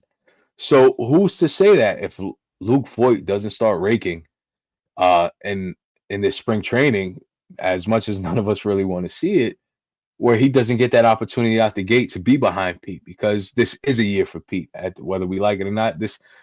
I think they want to make sure to see what he has and not to press the way he did last year with Vogel back behind him because he was the last line of defense. So with that said, I just want to ask your projections before Saturday starts spring training. I just want to start and say that I do think that this team sits around 84 and 86 wins, which if you look at the last few years, including the year before the wild card came into place, the team that would have made it would have had 83 wins. The Phillies the following year had 87, and then last year, both teams had 84 wins. So I think the Mets are on realistic range, and I do feel like when it comes down to it, we might see a 2015 type of deals being made where Stearns is going to see enough of what he has, and if the Mets are right there for the taking, with hanging with the Braves some way somehow, and the Phillies, he's gonna pull the triggers to where he got to pull to. You know what I mean? And I fully believe that. But Amish, what you thinking for a record? What's your projection? I think I bumped up a little bit. I'm gonna go with 83 and 79. I feel like they land somewhere in that mid 80s. And that's without making any moves though. Like if they do like make some moves and they are in it and Stearns gets a little bit aggressive, then maybe that bumps up to 85, 86, 87 wins. But I definitely think that this team isn't going to be a team that gets walked all over. I think if they can stay relatively healthy, they'll be in games, and they'll be in the hunt, and they'll be in that wild card hunt. And then it's once you get in the wild card, it's luck, man. Let's face it. There's a lot of luck that plays into the playoffs, and if you get hot at the right time, and the right pitchers get hot, and the right hitters start hitting at just that right perfect time, you can just go from an 83 win team to a World Series team. So that's what I'm hoping for, and I'm hoping for a fun season. But yeah, I think the people, the doom and gloomers that are saying that this team is like a 70 win team, I just don't see it. I think everything would have to break wrong for that to happen. I mean, obviously it's the Mets. That's not out of the realm of possibility, I suppose, but I just don't choose to be that negative. So yeah, give me 83 and 79, and let's see if I'm right at the end of the year. Go ahead. At a low, I'm gonna go a low 79, and then a high either 83, 84 wins. I'm right there with Nelson. There are still a lot of ifs, whether it's good ifs or bad ifs. Ifs are still a part of this team, and you got somewhat of the same lineup going out there. You got a new rotation, and those rotations have somewhat of ifs. And then we don't know we're going to get to the bullpen. It's going to be we're all optimistic about it, but I think right now, 83, 84 wins for me. So I agree with Nelson on that front. I hope it's more. And obviously, like we said, things can change. This team could be doing well, and maybe there's a trade that could happen, or it could get worse. So you never know. But 79 low, 83, 84 as my win total for the Mets this year. Okay, Keith. They're gonna, in my eyes, they're gonna be an improved baseball team. It's gonna be a better product on the field, but essentially, I just think they're gonna be a 500 ball club. Respectfully, I think they're gonna be 81-81, and I think it'll be a better watch, and I think it's a good stepping stone for the future. 75 wins is not a representation of this group of talent, and neither is 81 wins, respectfully. But where I see it going, at the end of the day, I think really what's going to really help us get to where we need to get to is Carlos Mendoza. I'm a big component of Mendy. But it's a very, very difficult division. I think the Nationals are going to be a much improved ball club. I think the National League in general is a death trap, and it's not taking anything away from the Mets, but I have high regard for some of the ball clubs in the National League. And yeah, we play everybody, but I'm more along the lines with understanding the baby steps. I actually think that the stat that you use often, the 19 blown saves, I actually don't think we're going to have as many, but I don't know if that always is going to result to victories, because we could just lose outright, or we can win outright. I don't think we're going to have that many blown saves. What I do expect, though, is, we could get into a situation where this team may face a wall with the starting pitching if, ideally Senga is not there. And that's my worry. I don't really worry about much else. I think every team could get hurt. Guys get hurt everywhere. But, if I'm being realistic, if, Sevy's track record lives up to what it is, he can have a really good season and then all of a sudden miss a few starts, and then we have to put a little bit of pressure on some of the kids or other starting pitchers for that matter. And, to piggyback off what Nelson said a while back, I'm not the biggest McGill guy. We talk all the time. I'm not. And he is going to be a huge part of this team this year. So, without that kind of mixing into the mix, I don't want to sit here and be right. I'm aiming to be wrong, but 500 more or less, 83 wins, I'll jump up and down, to be honest with you. But 81 wins, I'll be pretty happy. But it's gonna be a better product, I think, on the field. Yeah. So, I don't know where Ant went, but I know he wanted to talk about something. So, if you guys give me a couple more minutes of your time, um, I know that this went from a Latin hour to a Latin 2 hours, but hey, the more Puerto Ricans on your screen, the better. The more time that we have. So he's back. Hold on 1 sec. There he is. So I froze there. go ahead. Shout out Ibby for making that Latin clock right there. That's pretty sweet. Beautiful. Fire. Beautiful. Fire. Thank you, Ibby. That is fire. I like that one. But before I drop my closing lines and one closing question that I'm saving for the end, and if you got something to add, go ahead. Yeah, Keith brought up Mendoza. You brought up Eric Chavez as well. I was a proponent of bringing Mendoza in once we found out who was the guys outside of, I guess, Craig Counsell to be manager. I thought Mendoza, especially coming from being in the Bronx and being a part of New York, was a good move. Don't underestimate the hiring of John Gibbons as the bench yeah, love that. Very I actually important. really do love that. Yeah, sure. Yeah. Very, very important hiring. That was my biggest concern when it comes to bringing in a new manager like Carlos Mendoza, is someone that's going to back him on the bench, that has been around the league and has done this. And he's done it in Toronto very successfully too, taking them to the playoffs multiple times.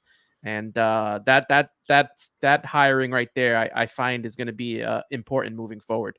I think that's gonna help with opposing pitchers throwing at us. I think he's gonna put a nip in the butt with that. I actually really feel strongly about that. I agree with you, Ann. I just want to ask one question. Like, Mendy looks good in a Met jersey, man. He does. Right? Like Mendy, like he really is walking like, yo. Hopefully they don't ask him any more dumb questions. Like if he has the same desire as Met fans to win a World Series. You know, I'm waiting for them to ask Mendy, what's it like to speak Spanish? You know what I mean? A question like that, because that's the type of shit they say. But he does wear the jersey, like, and no disrespect to our past managers, not to be a dick, but I wasn't a big fan of Buck. Neither was Tone, but the last manager that I really loved, what I'm saying, Willie Randolph, and I haven't, like, the way he wore the Met jersey, like, I feel that way, what I'm saying? Like, he has his aura about him, what I'm saying? Yeah, you saw it in his press conference too. He got emotional, how much this meant to him to be manager. Willie was the same way, and I always go with my guy Bobby V. Bobby V to me was he lived, breathed, and died with the Mets. Yes, and I love that about these guys. Mm-hmm. Yeah, so with that said, I'm gonna ask this one question and then I'll close. I got a little closing spiel, but here's the question from my boy Rick. I can't let you guys finish the podcast without asking this question to my fellow Boricua. Do you clap when a plane lands? Yes. Of course, you have to. You have to. You have to. It's like born in you, bro. I feel like, I don't know, maybe it's a little different for me because I'm not flying. I feel like that's, if I'm flying to PR and from PR, then that's a yes, because all the crazy But if I'm flying like for me, I fly either Pittsburgh to Atlanta or Cleveland to Atlanta to see my family. Ain't nobody clapping on the plane. I ain't gonna be the only crazy motherfucker. We like, hey, we made it. Yeah, I got a funny story about that. I flew to Spain and I was the only one who did that shit. I felt so bad because I'm like, oh, it's Spain. They probably do the same shit. No, they don't. They don't. They looked at me like I was crazy, bro. So yes, I agree with Altman. I agree. They probably knew you was Puerto Rican off rip. They said, "Oh no, we can't let him in. We can't." He's the fake kind. Yeah, that's what they did right off the rip. Oh wow, shit. Of course, but gentlemen, man, it's been a pleasure once again. Just a shout out for everybody who's been here that stuck around for almost 2 hours. Shouts to you.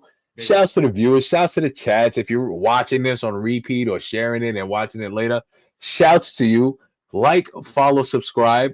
Mets Trucker Podcast, Amish Country Mets Fan, Subway to Shay and Sons. Although we're missing one half, Kate, we see you, man. We miss you. Wish you were here.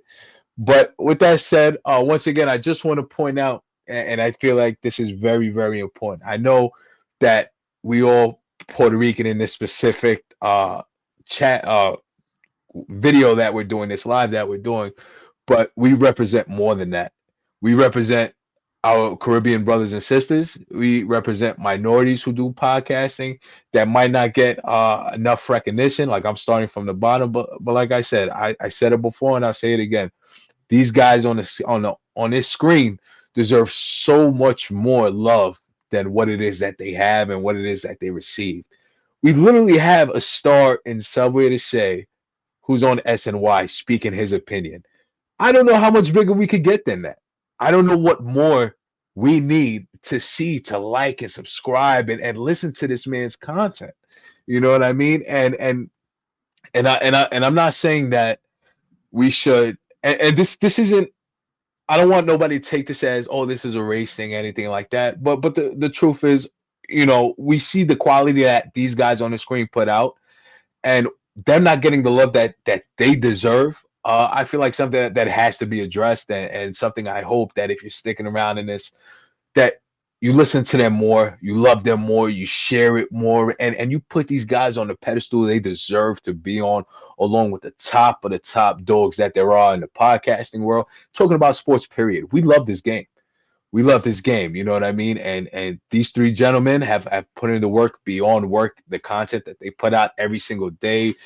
their breakdowns and the hosts, the people that they have on their shows is second to none. You know what I mean? And you know, we try to stay true to to who we are, and I hope that through everything that we remember that we're Caribbean, we're strong, we're Puerto Rican and all that, and it's been all love. It's been fun. It's been amazing. Gentlemen, we have to figure out how to do this by All-Star break, maybe. Get another round table in, but this time instead of an hour, maybe we'll call it 2 hours to prep ourselves, and we'll get Key included in this.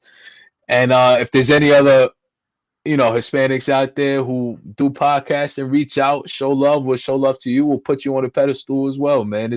It's all love. But once again, this is Mets Trucker Podcast, Shay and Sons Podcast, Subway to Shea Podcast, and Amish Country Mets fans. One love. Bendición a todo. A todo a bendiciones. Have a good night.